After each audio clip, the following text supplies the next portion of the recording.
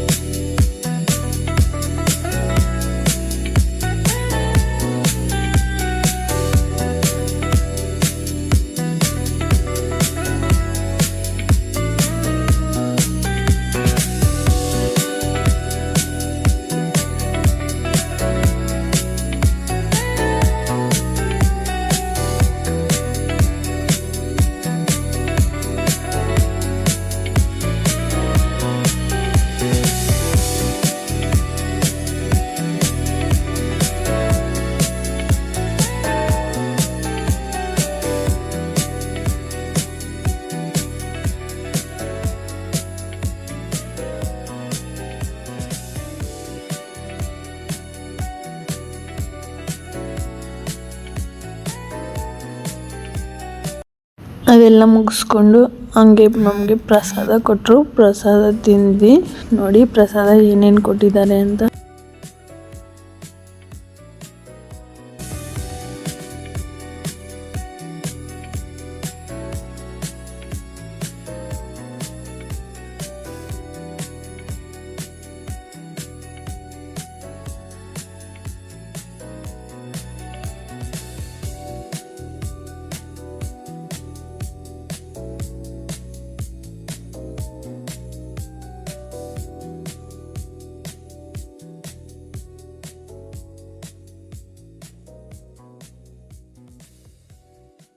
ನಿಮಗೆಲ್ಲರಿಗೂ ಈ ವಿಡಿಯೋ ಇಷ್ಟ ಆಗಿದೆ ಅಂದ್ಕೊತೀನಿ.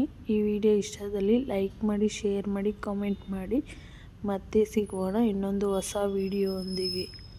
ಬಾಯ್ ಬಾಯ್.